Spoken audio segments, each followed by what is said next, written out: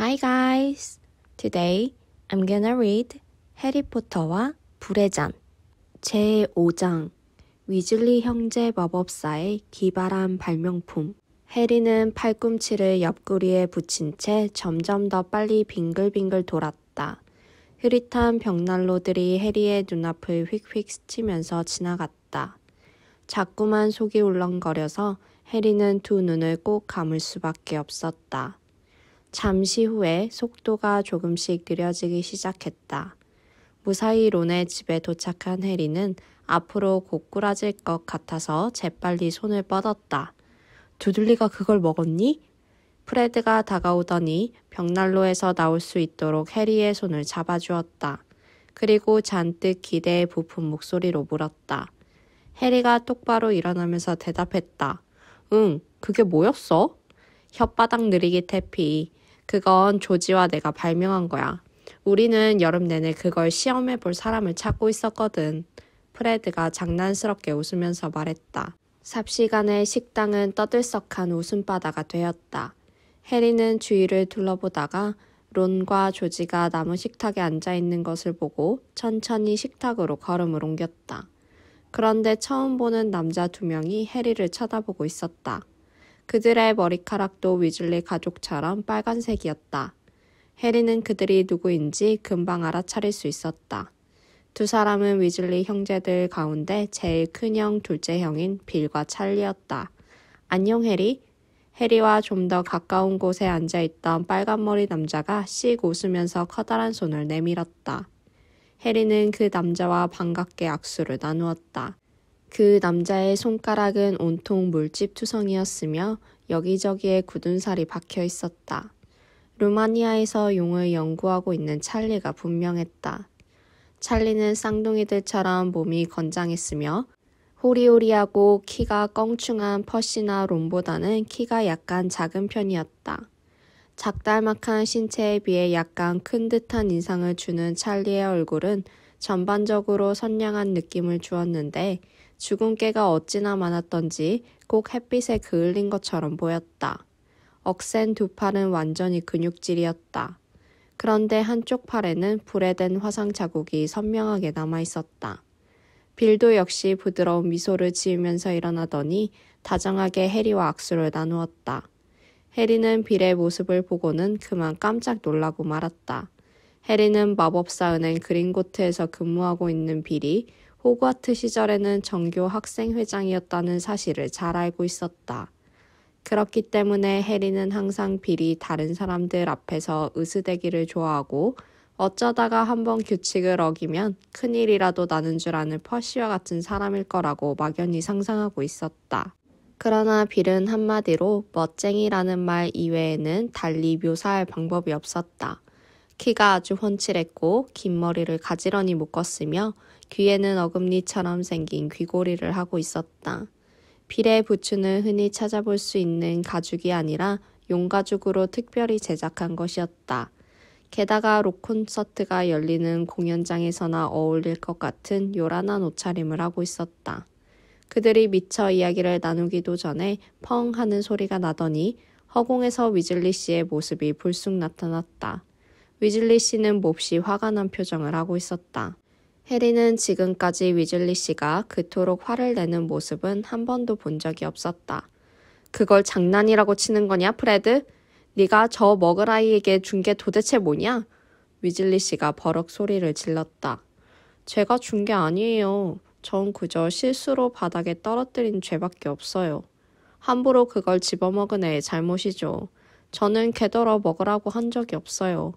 프레드는 또다시 작은 악마 같은 미소를 지으면서 대답했다. 네가 일부러 떨어뜨렸잖아. 너는 그 애가 그걸 집어먹을 거라는 사실을 미리 알고 있었어. 네 속셈은 바로 그게 아니었니? 너는 그 애가 다이어트 중이라는 걸 알고 있었단 말이다. 위즐리 씨가 프레드를 쳐다보면서 고함을 질렀다. 그 애의 혓바닥이 얼마나 커졌어요? 조지가 몹시 궁금해하며 물었다. 내가 다시 그 혓바닥을 원래대로 고쳐놓기 전에는 1m도 넘었다. 그 애의 부모를 설득해서 겨우 치료해도 좋다는 허락을 받기까지 내가 얼마나 애를 먹었는지 아니? 해리와 위즐리 형제들은 일제히 떠들썩하게 웃음을 터뜨렸다. 웃을 일이 아니야. 위즐리 씨가 큰 소리로 말했다. 바로 그런 행동이 마법사와 머글의 관계를 아주 곤란하게 만드는 거야. 여태까지 나는 마법사가 함부로 머글을 괴롭히지 못하도록 애써왔는데 도대체 내 자식들은. 우리는 그 애가 머글이기 때문에 그걸 준 게 아니에요. 프레드가 억울하다는 듯이 말했다. 맞아요. 그 애는 약자를 괴롭히는 아주 못된 녀석이기 때문에 그걸 준 거라고요. 안 그러니 해리? 그래요. 그 말이 맞아요, 위즐리 아저씨. 해리가 고개를 끄덕이면서 대답했다. 아무리 그렇다고 해도 그런 걸 먹이다니. 이번 일은 엄마에게 죄다 말할 테니까 다들 각오하는 게. 위즐리 씨가 버럭 화를 내면서 소리쳤다. 나한테 뭘 말한다는 거죠? 그들의 등 뒤에서 날카로운 목소리가 들렸다. 상냥한 얼굴에 키가 자그마하고 통통한 체격의 위즐리 부인이 막 식당으로 들어서고 있었다. 위즐리 부인은 의심스러운 듯이 눈을 가늘게 뜨면서 그들을 쳐다보았다. 어머, 해리로구나. 해리를 발견한 위즐리 부인이 미소를 지으면서 말했다. 무슨 일이 있었나요, 와서? 위즐리 부인은 다시 싸늘한 눈빛으로 남편을 노려보았다.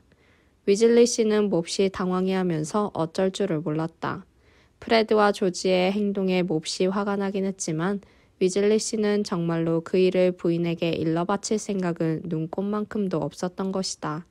잠시 동안 어색한 침묵이 흘렀다. 위즐리 씨는 초조한 표정으로 힐끔힐끔 아내의 눈치만 보고 있었다. 그때 위즐리 씨의 등 뒤에서 여자아이 2명이 나타났다. 숱이 많은 갈색 머리카락에 앞니가 약간 큰 여자아이는 해리와 론의 친구 헤르미온느 그레인저였으며 키가 좀 작달막하고 머리카락이 빨간 여자아이는 론의 여동생 진이었다. 식당 문간에 서 있던 두 사람의 얼굴에 반가운 미소가 떠올랐다. 해리도 두 사람을 향해 미소를 지었다. 그러자 진이의 얼굴이 빨갛게 달아올랐다. 해리가 버로우에 처음 도착했던 날부터 줄곧 진이는 해리에게 푹 빠져 있었다. 나한테 할 말이 뭐죠, 와서? 위즐리 부인은 무시무시한 눈빛으로 남편을 흘겨보면서 대답을 재촉했다. 삽시간에 식당에는 험악한 분위기가 감돌았다. 아무것도 아니요, 여보. 그저 프레드와 조지가. 하지만 내가 벌써 따끔하게 야단을 쳤소. 위즐리 씨가 대수롭지 않다는 듯이 말했다. 저 애들이 이번에는 또 무슨 짓을 저질렀어요? 혹시 위즐리 형제 마법사의 기발한 발명품과 무슨 관련이라도... 위즐리 부인은 의심스러운 눈초리를 거두지 않았다. 론, 해리가 묵게 될 방을 보여주는 게 어때? 헤르미온느가 불쑥 입을 열었다. 해리는 자기가 잘 방을 이미 알고 있어. 바로 내 방이거든. 지난번에도 내 방에서 잤단. 론이 어깨를 으쓱거리면서 대답했다. 우리 모두 그 방으로 가는 게 어때? 헤르미온느는 재빨리 론의 말을 중간에서 잘랐다. 아하! 비로소 론은 헤르미온느의 말이 무슨 뜻인지 알아차렸다. 좋아. 그래, 우리도 갈게. 조지가 얼른 거들었다. 넌 그냥 제자리에 있어. 위즐리 부인이 으르렁거리면서 소리쳤다. 해리와 론은 위즐리 부인의 눈치를 보면서 조심스럽게 식당에서 나갔다. 거기서 꿈을 대다가는 불똥이 튈 수도 있었던 것이다. 해리와 론과 헤르미온느와 지니는 재빨리 식당을 벗어나서 좁은 복도를 걸어갔다.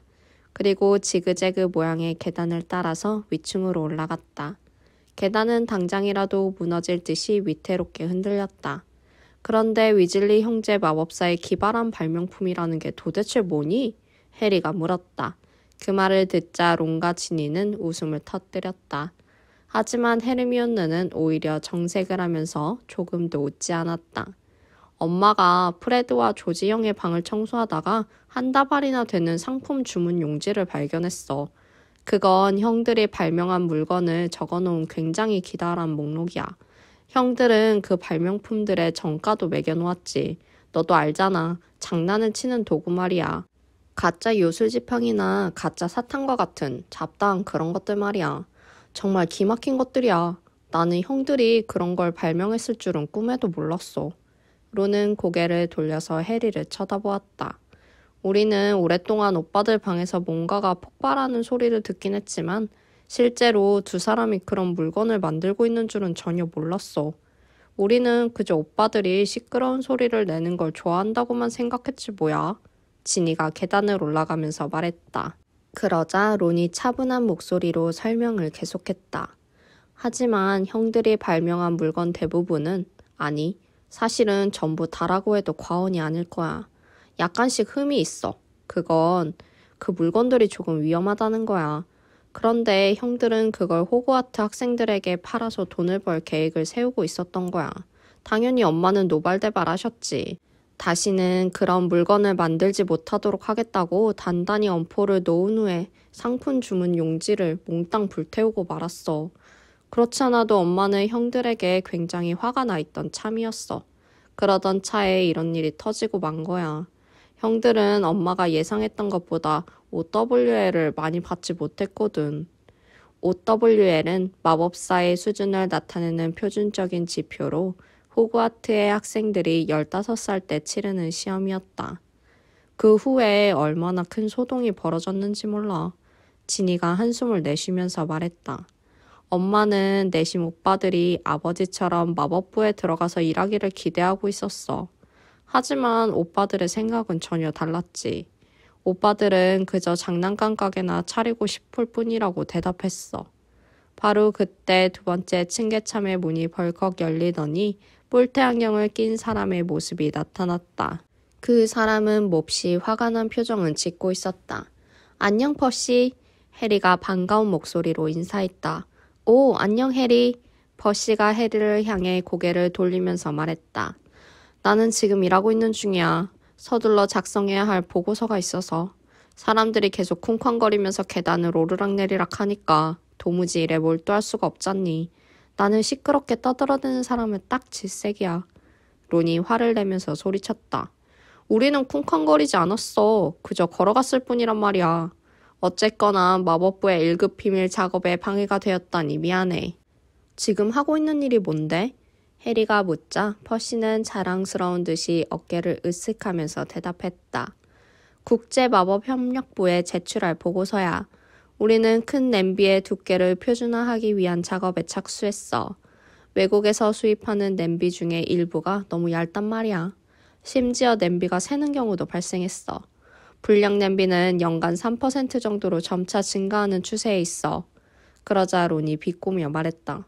그래? 정말 대단한 보고서네. 세상을 바꿔놓을 수도 있겠는걸? 얼마 안 있어 예언자일보에 일면을 장식하겠지.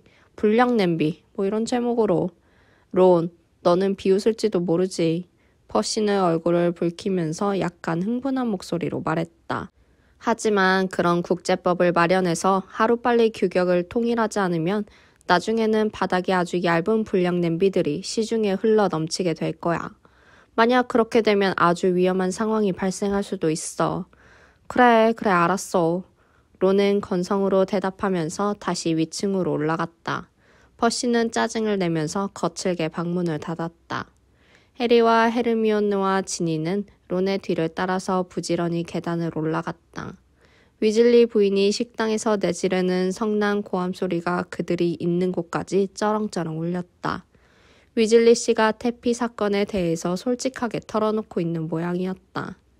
마침내 그들은 꼭대기에 있는 다락방에 도착했다. 론이 잠을 자는 그 다락방은 지난번에 해리가 머물렀을 때와 별로 달라진 게 없었다. 처들리 캐논 팀의 포스터가 벽과 기울어진 천장에 다닥다닥 붙어 있었다. 처들리 캐논은 론이 가장 좋아하는 퀴디치 팀이었다. 해리는 예전에 개구리 알이 들어있던 창가의 수족관으로 시선을 돌렸다. 수족관은 여전히 그 자리에 놓여 있었지만 그 속에 들어있는 것은 더 이상 개구리 알이 아니었다. 굉장히 큰 개구리 한 마리가 떡 버티고 있었던 것이다. 론이 기르던 애완용 생쥐 스캐버스는 흔적조차 찾아볼 수 없었다. 그 대신에 작은 회색 부엉이가 새장 속에 들어있었다. 그 부엉이는 펄쩍펄쩍 뛰면서 미친 듯이 지저귀고 있었다. 해리도 이미 그 부엉이를 잘 알고 있었다. 프리백과 4번지까지 날아와서 론의 편지를 배달해 주었던 바로 그 부엉이였다. 시끄러워 피그. 론이 비좁은 다락방에 억지로 쑤셔 넣은 듯한 4개의 침대 사이로 지나가면서 말했다. 프레드 형과 조지 형이 우리와 함께 이 방을 쓰게 될 거야, 해리. 빌 형과 찰리 형이 쌍둥이 형들의 방을 쓰고 있기 때문이야. 론이 해리를 쳐다보면서 말했다. 퍼시 형은 일을 해야 하기 때문에 독방을 쓰기로 했어.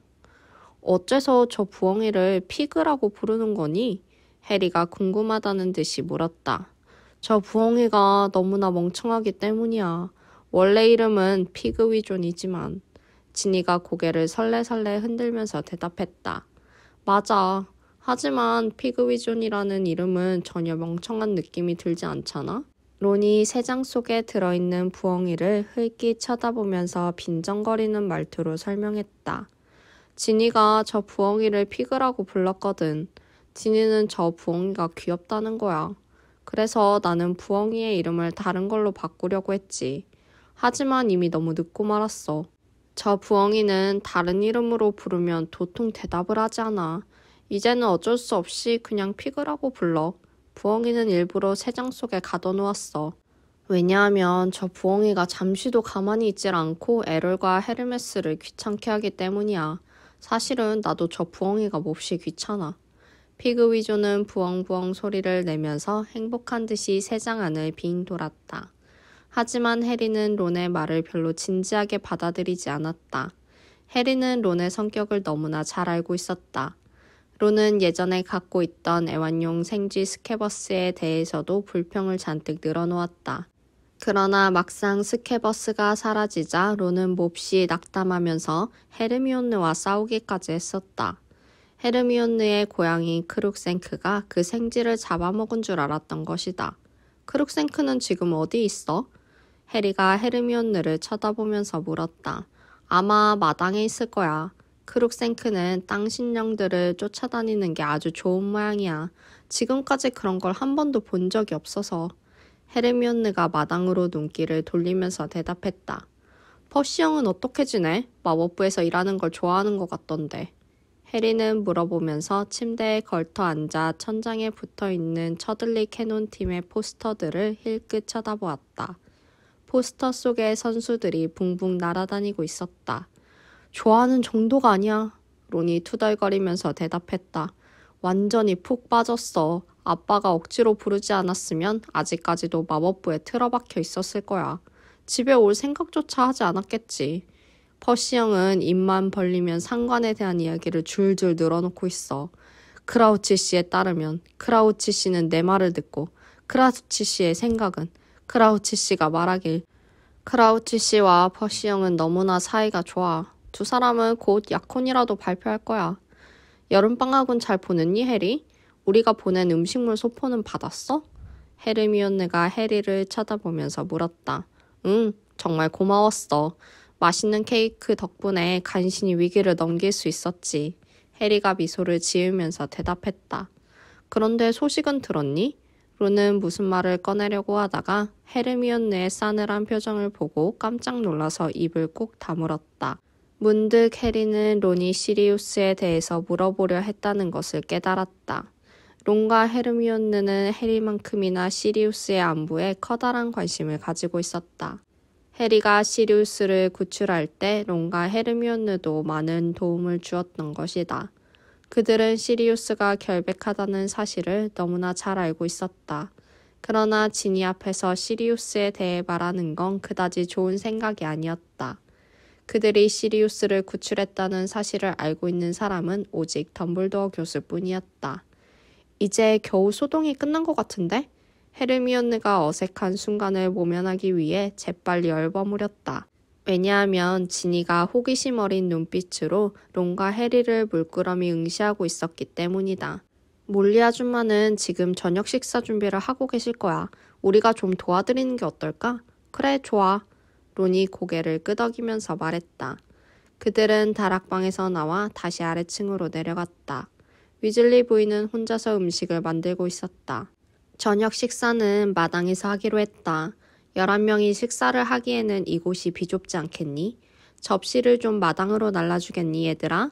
빌과 찰리가 상을 차리고 있단다. 론과 해리는 포크와 나이프를 좀 맡아다오. 위즐리 부인은 싱크대에 잔뜩 쌓여있는 감자들을 향해 거칠게 유술 지팡이를 휘둘렀다. 그런데 위즐리 부인이 의도했던 것보다 조금 세게 마법이 걸린 것 같았다. 감자들은 정신없이 껍질이 벗겨지면서 벽과 천장으로 마구 튀어올랐다. 오, 이럴 수가. 위즐리 부인은 요술지팡이로 쓰레받기를 겨냥하면서 신경질적으로 소리쳤다. 그러자 쓰레받기가 허공을 가로지르면서 날아가더니 감자들을 쓸어 담아서 싱크대 속에 집어넣었다. 저 말썽꾸러기 녀석들을 그냥. 찬장에서 중국식 냄비와 팬을 꺼내던 위즐리 부인이 몹시 화가 난 목소리로 말했다. 위즐리 부인은 프레드와 조지의 행동에 대해 아직도 화가 풀리지 않은 것 같았다. 저 녀석들은 도대체 뭐가 되려고 저러는 걸까? 정말로 모르겠어. 야심도 없는 것 같고. 그냥 말썽만 피우지 않아도. 위즐리 부인은 커다란 구리 냄비를 꺼내서 식탁 위에 털썩 내려놓고는 요술지팡이를 집어넣고 휘젓기 시작했다. 요술지팡이 끝에서 크림색의 소스가 흘러나왔다. 머리가 나쁜 것도 아닌데. 위즐리 부인이 냄비를 스토브로 가져가 요술지팡이를 또 한 번 쿡 찔러 불을 켜면서 계속해서 화를 냈다. 저 녀석들은 머리를 엉뚱한 데다 쓰고 있어. 어떻게 해야 정신을 차릴까? 이런 식으로 계속 말썽만 부리다가는 나중에 진짜 곤란하게 될 거야. 다른 애들은 그렇지 않은데 어째서 쟤들만 저 모양인지 모르겠어. 호그와트에서는 하루가 멀다 하고 저 녀석들 문제로 부엉이가 날아들고 이러다가 마법을 부적절하게 사용한 죄로 마법부에 불려가게 되고 말 거야. 위즐리 부인이 요술지팡이로 나이프와 포크와 스푼을 비롯한 식기들이 잔뜩 들어있는 서랍을 쿡 찌르자 서랍이 확 열렸다. 해리와 론은 몇 자루의 칼이 허공으로 붕 날아오는 것을 보고 깜짝 놀라서 뒤로 냉큼 물러났다. 칼은 싱크대 속에 내던져졌던 감자들을 잘게 썰기 시작했다. 쟤들이 왜 저러는지 아무리 생각해도 모르겠단 말이야. 위즐리 부인은 요술지팡이를 내려놓고 다른 냄비를 꺼내기 시작했다. 몇 년 동안 항상 저런 식이었어. 좀 잠잠하다 싶으면 또 터지고. 도대체 말을 들어 먹어야 말이지. 이번에도 또! 위즐리 부인이 식탁 위에 있던 요술지팡이를 다시 집어든 순간 요술지팡이가 날카로운 소리를 내더니 어느새 거대한 고무생쥐로 변하고 만 것이다. 가짜 요술지팡이야. 위즐리 부인이 짜증을 내며 소리질렀다. 이런 물건을 아무데나 굴러다니게 하지 말라고 그렇게 일렀거늘. 위즐리 부인은 진짜 요술지팡이를 집어들고 빙 돌아섰다. 스토브 위에 올려놓은 냄비에서 연기가 피어오르기 시작했다. 소스가 타고 있었던 것이다. 이리 와 해리. 론은 활짝 열린 서랍에서 포크와 나이프를 한 줌 집어들더니 다급한 목소리로 말했다. 가서 빌 형과 찰리 형이나 돕자. 그들은 슬금슬금 위즐리 부인의 눈치를 보면서 뒷마당으로 나가는 문 쪽으로 걸어갔다. 그런데 몇 걸음 가지 않아서 헤르미온느의 안짱다리 황갈색 고양이 크룩생크가 꼭 더러운 감자처럼 보이는 것을 뒤쫓아 달려오는 모습을 보았다. 크룩생크는 쇠뜨기 풀처럼 생긴 꼬리를 하늘 높이 치켜들고 있었다. 해리는 크룩생크가 뒤쫓고 있는 것이 땅신령이라는 사실을 금방 알아차렸다. 그 땅신령의 키는 25cm도 채 되지 않았다. 작은 발로 종종 걸음을 치면서 이리저리 돌아다니던 작달막한 땅신령은 문가에 흩어져 있는 기다란 장화 속으로 황급히 뛰어들었다. 크룩생크는 땅신령을 잡으려고 장화 속으로 앞발을 집어넣었지만 미처 닿지 않았다. 그러자 땅신령이 당장이라도 숨이 넘어갈 것처럼 낄낄거리면서 웃는 소리가 들렸다. 갑자기 뒷마당에서 요란한 소리가 들렸다. 해리와 론은 무슨 영문인지 알아보려고 서둘러 마당으로 나갔다. 빌과 찰리가 요술지팡이를 꺼내들고 서로를 노려보고 있었다. 비로소 해리와 론은 소동의 원인이 무엇인지 알게 되었다. 빌과 찰리가 낡아 빠진 식탁 2개에 마법을 걸었던 것이다. 마법에 걸린 식탁들은 하늘 높이 날아다니면서 서로 상대방을 떨어뜨리기 위해 호시탐탐 기회를 엿보고 있었다. 프레드와 조지는 환호성을 질렀으며 지니는 재미있다는 듯이 웃음을 터뜨렸다. 헤르미온느도 울타리 근처에서 흥미롭게 그 대결을 지켜보고 있었다. 하지만 헤르미온느의 얼굴에는 약간 근심스러운 기색이 떠올랐다.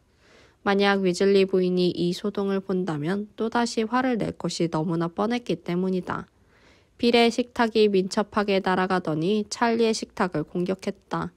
두 개의 식탁이 허공에서 충돌했다. 찰리의 식탁은 그만 다리가 우지끔 부러지고 말았다. 그런데 누군가 창문을 여는 소리가 들렸다. 마당에 있던 사람들은 일제히 고개를 들어서 창문을 올려다보았다. 창문 밖으로 고개를 불쑥 내밀고 있는 퍼시의 모습이 보였다. 좀 조용히 해줄래? 퍼시가 큰 소리로 외쳤다. 미안해 퍼시, 냄비 바닥에 대한 보고서는 잘 되고 있니? 빌이 씩 웃으면서 물었다. 아냐, 그 일은 아주 복잡하단 말이야. 퍼시는 기분이 언짢은 것처럼 투덜거리면서 창문을 쾅 닫았다. 빌과 찰리는 킬킬거리면서 웃음을 터뜨리더니 식탁이 다시 안전하게 잔디밭으로 내려오도록 만들었다. 빌은 부서진 식탁 다리를 요술 지팡이로 살짝 건드려서 금방 원래대로 고쳐놓았다. 빌이 소환 마법을 쓰자 식탁보들이 허공을 가로질러 날아오기 시작했다. 오후 7시가 되자 9명의 위즐리 가족과 해리와 헤르미온느는 야외에서 성대한 만찬을 즐겼다. 위즐리 부인은 먹음직스러운 음식들을 상다리가 휘어지도록 차려놓았다. 해리는 마치 천국에 온 것 같은 기분이 들었다. 여름 내내 해리는 조금씩 썩어가는 케이크만 먹고 살았던 것이다. 해리는 아무런 말도 하지 않고 그저 묵묵히 듣기만 하면서 치킨과 햄파이, 삶은 감자, 샐러드를 닥치는 대로 먹어치웠다.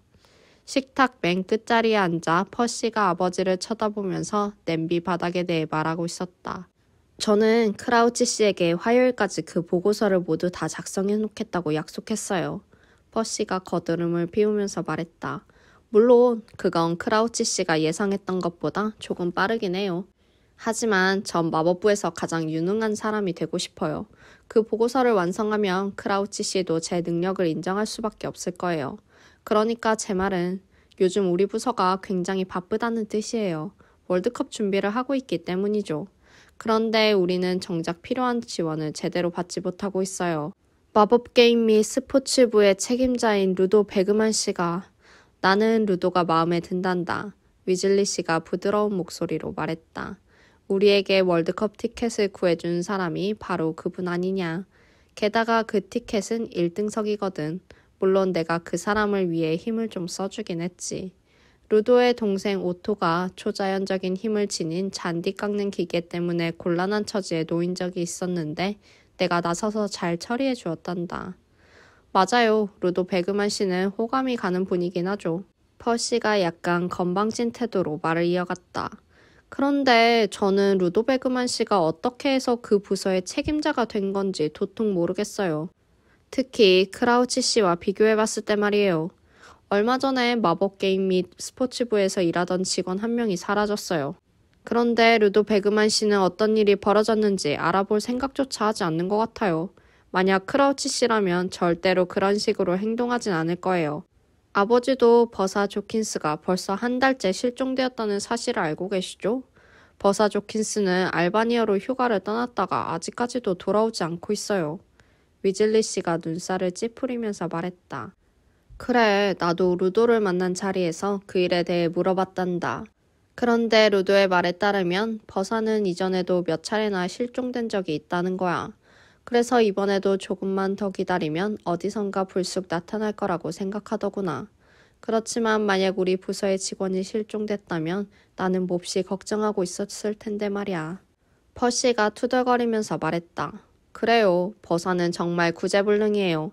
저도 버사가 이 부서 저 부서 자주 자리를 옮겼다는 소리를 들었어요. 하지만 그건 능력이 있어서가 아니라 자꾸만 문제를 일으켰기 때문이죠. 그래도 루도 베그만 씨는 버사를 찾기 위해 노력해야 되지 않나요? 루도 베그만 씨는 그 부서의 책임자가 아닌가요? 크라우치 씨는 이 일에 대해 개인적으로 커다란 관심을 갖고 계세요. 버사는 국제마법협력부에서 잠깐 일했던 적이 있었죠. 제 생각에는 크라우치 씨가 버사를 꽤 좋아했던 것 같아요. 그런데 루도 베그만 씨는 그저 계속 웃기만 할 뿐이에요. 아마도 지도를 잘못 본 버사가 실수로 알바니아가 아니라 오스트레일리아로 갔을 거라고 말하면서 버시는 한숨을 푹 내쉬더니 식탁 위에 놓여있던 과실주를 벌컥벌컥 들이마셨다. 하지만 우리 국제마법협력부가 처리해야 할 일들이 산더미처럼 잔뜩 쌓여 있어요. 다른 부서의 직원을 찾는 일엔 신경을 쓸 만한 겨를이 없다고요. 아버지도 이미 알고 있는 것처럼 우리 부서는 월드컵 직후에 열릴 또 다른 행사를 준비하고 있잖아요. 퍼시는 목청을 가다듬으면서 의미심장한 눈빛으로 해리와 론과 헤르미온느가 앉아있는 곳을 슬쩍 쳐다보았다. 아버지는 제가 뭘 말하고 있는지 아실 거예요. 퍼시는 일부러 목소리를 약간 높였다. 그건 1급 비밀사항이죠. 퍼시 형은 마법부에서 일하기 시작한 다음부터 줄곧 1급 비밀사항이라는 그 행사를 입에 달고 다녔어. 그래도 우리가 물어보지 않으니까 안달이 난 거야. 하지만 보나마나 바닥이 두꺼운 냄비 전시회 같은 것이겠지. 론이 해리와 헤르미온느를 향해 고개를 돌리면서 중얼거렸다. 위즐리 부인과 빌은 한창 언쟁을 벌이고 있는 중이었다. 빌의 귀고리가 위즐리 부인을 자극했던 것이다. 빌, 그런 소름 끼치는 어금니를 귀에 달고 다니면 은행 사람들이 뭐라고 하겠니? 엄마, 저는 국내로 반입되는 보물들을 아주 많이 유치하고 있어요. 저는 제가 맡은 일만 열심히 하면 되는 거예요. 은행 사람들은 아무도 저의 차림새에 대해서 간섭하지 않아요. 빌이 느긋하게 말했다. 머리는 또 이게 무슨 꼴이니 빌. 위즐리 부인이 요술지팡이를 어루만지면서 은근한 목소리로 말했다. 아무래도 내가 좀 다듬어줬으면 좋겠구나. 그때 지니가 불쑥 끼어들었다. 하지만 난 마음에 드는데? 엄마는 너무 구식이야. 물론 덤블도어 교수님에 비하면 아무것도 아니지만. 프레드와 조지와 찰리는 퀴디치 월드컵에 대해서 신나게 이야기를 나누고 있었다. 우승은 아일랜드가 차지할 거야. 찰리가 입속에 잔뜩 감자를 쑤셔 넣으면서 말했다. 아일랜드는 준결승전에서 아주 간단하게 페루를 쓰러뜨렸어. 하지만 불가리아에는 빅터 크롬이 버티고 있어. 만만하게 볼 수 있는 팀이 아니야. 프레드가 신중한 목소리로 말했다. 불가리아에는 훌륭한 선수가 크롬 한 명뿐이지만 아일랜드에는 7명의 선수가 모두 다 훌륭해. 찰리가 단호하게 말했다. 하지만 잉글랜드가 진출했으면 더욱 좋았을 텐데 이게 무슨 창피야? 무슨 일이 있었는데? 해리가 물었다. 여름방학 동안 줄곧 프리베카에 갇혀 있었던 해리는 마법 세계의 소식을 전혀 모르고 있었다. 더즐리 가족과 함께 지내고 있는 동안에는 마법 세계와 완전히 단절될 수밖에 없었던 것이다. 해리는 이것을 몹시 안타까워했다. 퀴디치는 해리가 가장 좋아하는 운동이었다. 해리는 1학년 때부터 줄곧 그리핀도르 기숙사의 퀴디치 팀에서 수색꾼으로 활약하고 있었다. 게다가 세계 최고의 경주용 빗자루인 파이어볼트도 갖고 있었다. 찰리가 침울하게 말했다. 잉글랜드와 트란실바니아의 경기는 그야말로 충격적이었지. 잉글랜드가 390대 10으로 지고 말았어. 웨일스는 우간다에게 무릎을 꿇었고 스코틀랜드도 룩셈부르크에게 완패당하고 말았어. 집에서 만든 딸기 아이스크림을 먹기 전에 위즐리 씨가 마법으로 촛불을 밝혔다. 식사를 끝마칠 무렵에는 나방들이 식탁 주위를 날아다니고 있었다. 한 줄기 바람이 스치고 지나갔다. 해리는 싱그러운 플레움과 인동 덩굴 꽃향기를 맡을 수 있었다. 너무나 아늑하고 평화로운 시간이었다. 땅 신령 몇몇이 장미나무 사이로 뛰어다니면서 미친 듯이 웃어대고 있었다. 크룩생크는 여전히 땅 신령들을 바짝 뒤쫓고 있었다. 그런데 해리, 시리우스는 어떻게 지내고 있니? 무슨 소식이라도 들었어? 론은 다른 가족들이 모두들 대화에 열중하고 있는지 확인한 후에 조심스러운 목소리로 물었다. 론의 시선이 해리를 향하고 있었다. 헤르미온느도 조용히 귀를 기울였다. 다행스럽게도 그들에게 신경을 쓰는 사람은 아무도 없는 것 같았다. 응, 해리가 고개를 끄덕이면서 대답했다. 2번. 그럭저럭 잘 지내고 있는 것 같아. 그렇지 않아도 어제 시리우스에게 편지를 보냈어. 내가 여기에 있는 동안 혹시 답장을 할지도 몰라.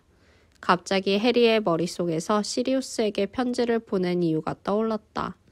해리는 순간적으로 이마의 흉터가 다시 아팠던 것에 대해 말할 뻔했다. 그리고 무서운 악몽도. 하지만 해리는 론과 헤르미온느에게 걱정을 끼치고 싶지 않았다. 위즐리 부인이 손목시계를 보면서 말했다. 시간이 벌써 이렇게 됐네. 이제는 모두들 잠자리에 드는 게 좋겠구나. 월드컵이 열리는 경기장에 가려면 아침 일찍 일어나야 할 테니까. 해리, 학교에 가져가야 할 물건의 목록을 적어놓도록 해라. 내가 내일 다이애건 앨리에 가서 내 물건을 사다 주도록 하마. 어차피 다른 아이들의 물건도 구입해야 하니까. 월드컵 이후에는 시간이 없을지도 몰라. 지난번에는 경기가 무려 닷새 동안이나 열렸단 말이야. 이번에도 그랬으면 좋겠어요. 해리가 열광하면서 환호성을 질렀다. 난 싫어. 만약 닷새 동안이나 일을 하지 않으면 내 사무실에 미결 서류함은 엉망이 되고 말 거야. 생각만 해도 몸서리가 처질 지경이야. 퍼시가 머리를 흔들면서 말했다. 맞아. 누군가가 그 안에 또다시 용의 똥을 살짝 넣어둘지도 모르지. 안 그래, 형? 프레드가 짓궂은 미소를 지으면서 물었다. 그건 노르웨이에서 온 비료 샘플이었어. 퍼시가 얼굴을 붉히면서 대답했다. 전혀 개인적인 일이 아니었다고. 아니긴 뭐가 아냐. 그들이 식탁에서 일어날 때 프레드가 작은 목소리로 해리에게 속삭였다. 그걸 보낸 사람은 바로 우리였는데.